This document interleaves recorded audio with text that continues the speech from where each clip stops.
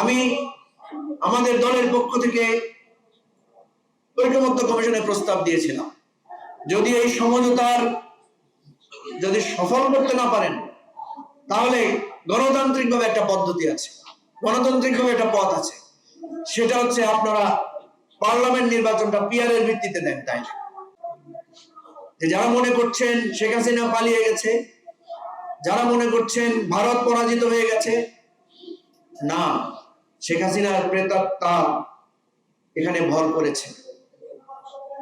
শেখ হাসিনা আওয়ামী লীগ হয়তো আর ফিরবে না। আপনারা জানেন ৬৯-এর গণ অভ্যুত্থানের মধ্য দিয়ে আইয়ুব খানের পতন ঘটেছে, ৭১-এর মুক্তিযুদ্ধের মধ্য দিয়ে ইয়াহিয়া খানের স্বৈর শাসনের ইতি চূড়ান্ত তালাক হয়ে গেছে তাদের সাথে আমাদের। কিন্তু ৭৪ সালের শেখ মুজিব, ৭৫ সালের শেখ মুজিবের চরিত্রের সাথে মিলিয়ে দেখেন, আইয়ুব খান ইয়াহিয়া খানের চরিত্রের কোনো পার্থক্য খুঁজে পাবেন না। তার মানে কি? তার মানে হচ্ছে ফ্যাসিবাদ যে মতবাদ আকারে, যে চরিত্র আকারে, সেটা ট্রান্সফরমেশন ঘটেছে শাসকের মধ্যে।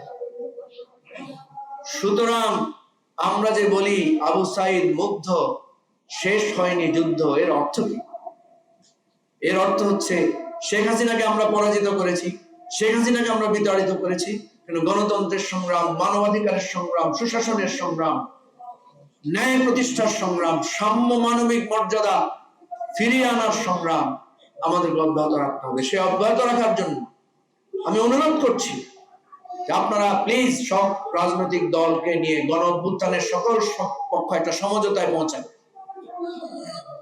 সমঝোতার ভিত্তিতে আগামী ৫ বছরের একটা পার্লামেন্ট আমরা করতে পারি কিনা, সমঝোতার ভিত্তিতে আমরা একটা স্মুথলি একটা পাওয়ার ট্রানজাকশন করতে পারি কিনা। বিএনপি বলেছে জাতীয় সরকারের কথা, গণ অভ্যুত্থানের সকল অংশীদারদেরকে নিয়ে তারা জাতীয় সরকার করবে। আমি প্রস্তাব দিচ্ছি গণ অভ্যুত্থানের সকল শক্তিদের নিয়ে একটা ন্যাশনাল পার্লামেন্ট করা যায় কিনা, সেই ডায়লগে বসেন। জুলাই সনদের কে ভিত্তি রেখে এটার ভিত্তিতে একটা পার্লামেন্ট করা যায় কিনা। আপনারা হয়তো বলবেন এটা আবার কেমন কথা, তাহলে নির্বাচন কিভাবে হবে, তাহলে আমাদের এতদিনের অর্জন মানুষকে আমরা কি জবাব দেব?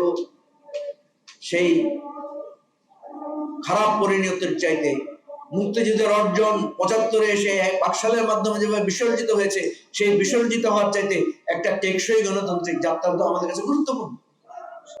আমি আমাদের দলের পক্ষ থেকে ঐকমত্য কমিশনের প্রস্তাব দিয়েছিলাম, যদি এই সমঝোতার যদি সফল করতে না পারেন তাহলে গণতান্ত্রিকভাবে একটা পদ্ধতি আছে, গণতান্ত্রিকভাবে একটা পথ আছে, সেটা হচ্ছে আপনারা পার্লামেন্ট নির্বাচনটা পিআর এর ভিত্তিতে দেন। তাই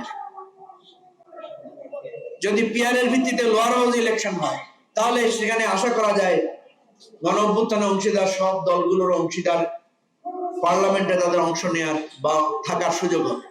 তাহলে দেখবেন রাজনৈতিক দলগুলোর মধ্যে বিভেদ এবং বিসংবাদ কমে যাবে।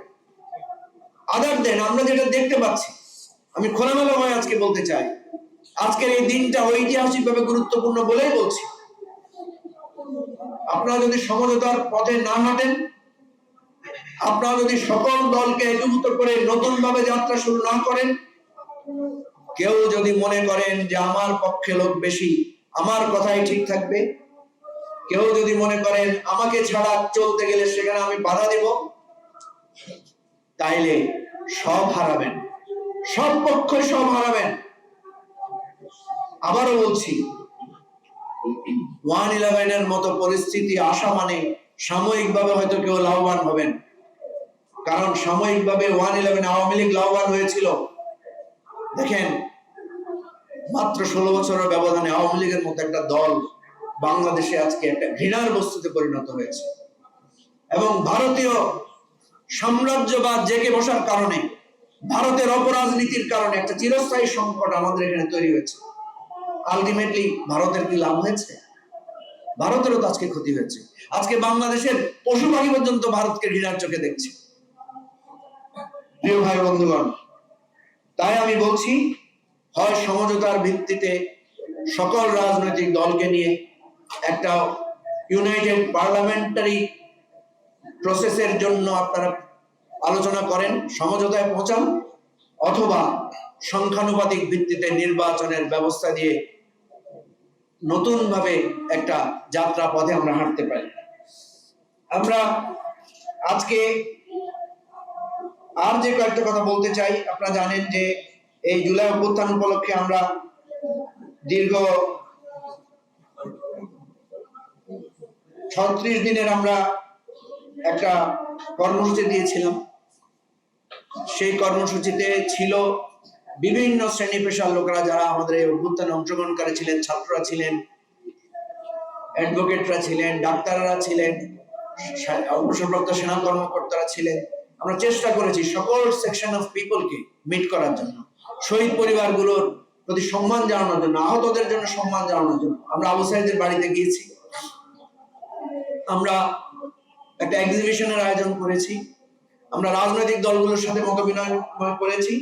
আজকে আমাদের একটা বড় অনুষ্ঠান ছিল, আমরা একটা গণ দোয়া জিয়াফত এবং সকল পক্ষকে নিয়ে আমরা এক ধরনের আয়োজন করার প্ল্যান ছিল।